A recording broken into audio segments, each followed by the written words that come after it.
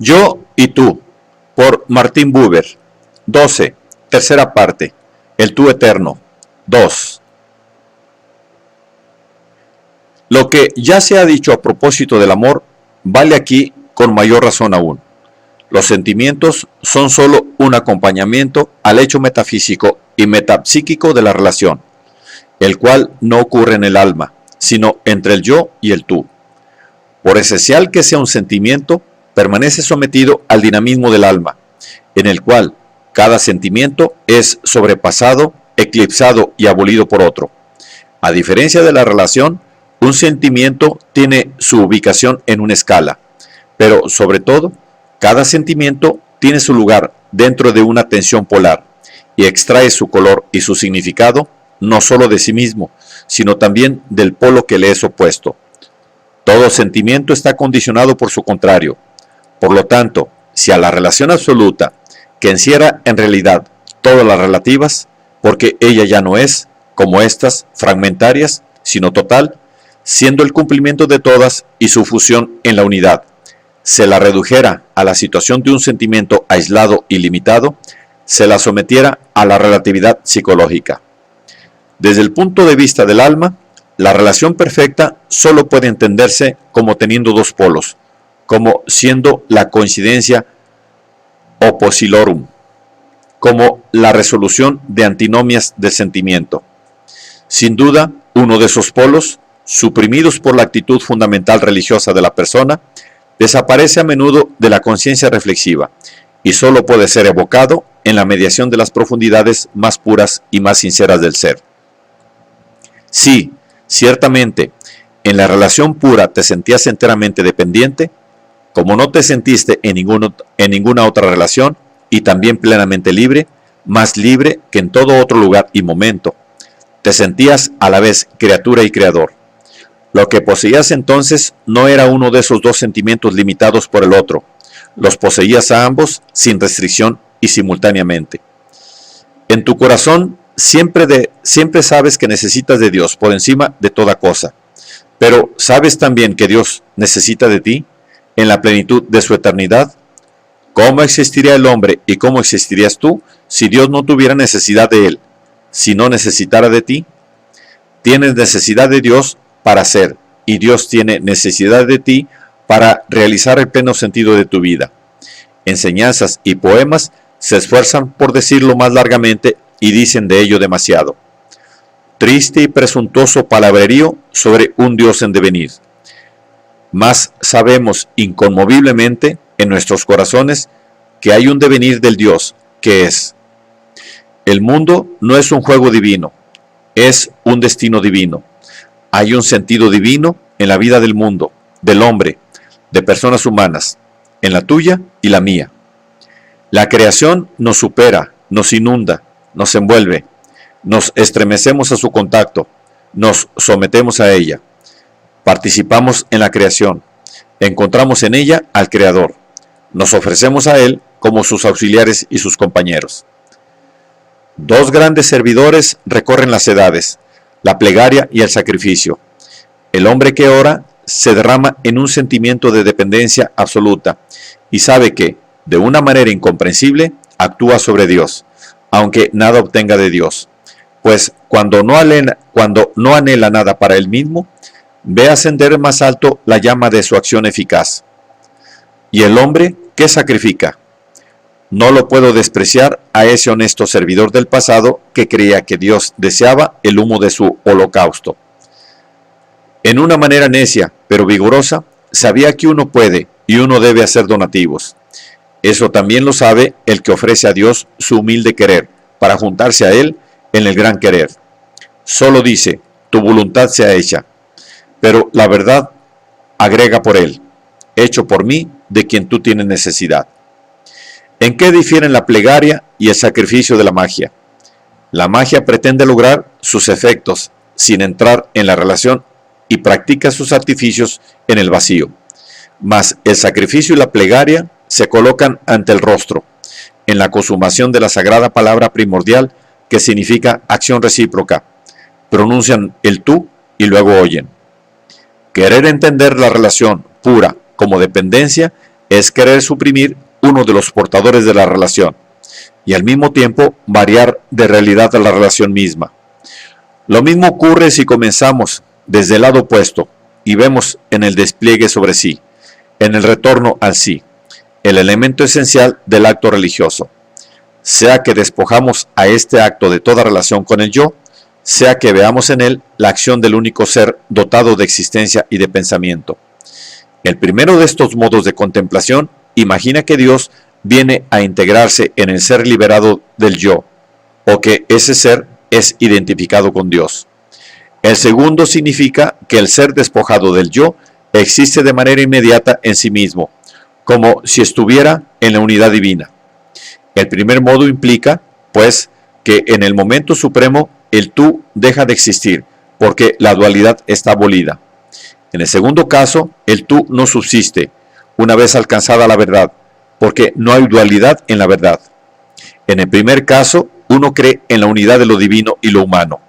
En el segundo caso, uno cree en la identidad de lo divino y lo humano.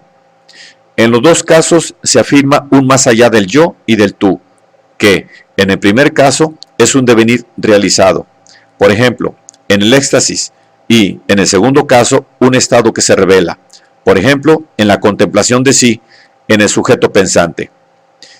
En los dos casos la relación está suprimida, de manera dinámica, en el primer caso, en el que el yo está absorbido por el tú y deja de ser un tú para ser un ser único, y de manera estática, en el segundo caso, en el que el yo resuelto en sí se conoce como el solo existente. La teoría de la dependencia solo deja al yo que soporta el arco universal de la relación pura una tan débil y vana realidad, que se deja de creerla capaz de llevar nada. Una de las teorías del repliegue sobre sí destruye este arco celeste en el momento en que iba a cumplirse. La otra teoría considera a este arco como un espejismo que es menester superar. Las doctrinas de la absorción invocan las grandes fórmulas de la identidad de los seres y de Dios. Una invoca, sobre todo, la palabra de San Juan: yo y el Padre somos uno. La otra se vincula a la doctrina de Sandila: yo mismo, en el fondo de mi corazón, soy lo universal. Los caminos por donde conducen estas fórmulas son diferentes entre sí. La primera, después de un recorrido subterráneo, surge en la vida de una persona de magnitudes místicas y se expande en una doctrina. La segunda emerge en el interior de una doctrina y luego conduce a la vida mística de una persona. El carácter de la fórmula se modifica a lo largo de estas líneas. El Cristo de la tradición juánica, el Verbo hecho carne una sola vez en la historia, conduce al Cristo del maestro Eckhart, eternamente engendrado por Dios en el alma humana. La fórmula de los Upanishads, que es conocimiento de sí. He aquí lo real, he aquí el sí, y tú eres ese mismo. Conduce prestamente a la fórmula budista, que es una abdicación. Ni el sí ni el consigo son captables, ni en verdad ni en realidad. Corresponde considerar separadamente el origen y el fin de cada uno de estos caminos. Para convencernos de que no es legítimo invocar, basta leer imparcialmente el Evangelio de Juan, capítulo tras capítulo. Es verdaderamente el Evangelio la relación pura. Hay allí más verdad que en la fórmula mística familiar. Yo soy tú y tú eres yo. El Padre y el Hijo consubstanciales. Podemos decir Dios y el hombre consubstanciales. Son el par indestructiblemente real. Los dos portadores de la relación original que yendo de Dios al hombre se llama misión y mandamiento, y yendo del hombre a Dios se llama conocimiento y amor, contemplación y percepción. Relación en la cual el Hijo, aunque el Padre actúa y habita en él, se inclina ante aquel que es más grande que el que le implora. Vanas en todas las tentativas modernas de interpretar esta verdad primera del diálogo como una relación del yo con el sí, o como un fenómeno en el cual la integridad del hombre se bastaría a sí misma. Estas tentativas pertenecen a la historia abismal de la destrucción de la realidad. ¿Y qué hay del misticismo? ¿No nos relata acaso cómo se experimenta la unidad sin dualidad? ¿Podemos dudar de la exactitud de su relación? Conozco no solamente uno, sino dos fenómenos diferentes en el que se pierde la conciencia de la dualidad. A veces se los confunde en las fórmulas del misticismo. Yo también los he confundido en el pasado. Uno de estos fenómenos es el del alma que alcanza la unidad.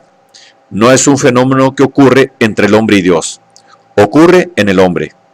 La fuerza se concentra en un núcleo y todo lo que trata de apartarse de él es introducido en la órbita de su dominio. El ser está reunido en sí y, como lo dice Paracelso, se goza en su exaltación. Se goza en su exaltación. Es el momento decisivo para el hombre. Sin este momento, es incapaz para la obra del espíritu. Si conoce este momento, decide en lo más íntimo si es un estado transitorio o es el final definitivo de su camino. Concentrado en la unidad, el hombre está pronto para el encuentro, al fin plenamente posible, con el misterio, con la salvación. Pero también puede saborear la felicidad que le da esta concentración de todo su ser y luego retornar a la dispersión del ser, sin haberse impuesto la tarea suprema. Todo en nuestro camino es decisión intencional, oscuramente entrevista, totalmente misteriosa. Esta decisión en el ser más íntimo es la más secreta de todas, es la que determina más poderosamente nuestro destino. El otro fenómeno está implicado en la naturaleza incaptable del acto relacional mismo, en el cual se supone que dos se tornan uno y uno unido. La desnudez brilla aquí en la desnudez. Yo y tú son absorbidos. La humanidad, que hace un momento se sentía en presencia de la divinidad, se sumerge en ella.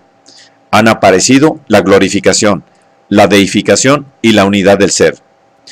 Pero cuando el hombre, iluminado y agotado, vuelve al cuidado de las cosas terrenales y cuando, con corazón advertido, reflexiona sobre las dos situaciones, no está obligado a reconocer que su ser se ha escindido en dos y una parte se ha librado a la perdición. ¿Qué sirve a mi alma el poder ser de nuevo retirada de este mundo y llevada a la unidad, si este mundo permanece necesaria y totalmente extraño a la unidad? ¿Qué significa ese gozo de Dios en una vida desgarrada en dos? Si este momento celestial de abundante riqueza nada tiene en común con mi pobre momento terrenal, ¿qué tiene que hacer conmigo si me es menester continuar viviendo con toda seriedad en la realidad? He aquí cómo es menester comprender a los maestros que han renunciado a las delicias de la unión extática. Unión que no es una unión. Yo los compararía a esos hombres que en el paroxismo del eros cumplido son a tal punto transportados por el milagro del abrazo que la conciencia abolida del yo y del tú parece en el sentimiento de una unidad que no existe ni puede existir. Lo que el visionario extático llama unión es el dinamismo extasiador de la relación. No es una unidad nacida en este instante del tiempo y en el cual vendrían a fusionarse el yo y el tú. Es el dinamismo de la relación misma que viene a colocarse ante los participantes en esta relación, inquebrantablemente fijados el uno ante el otro, y que disimula a cada uno el sentimiento extasiado del otro.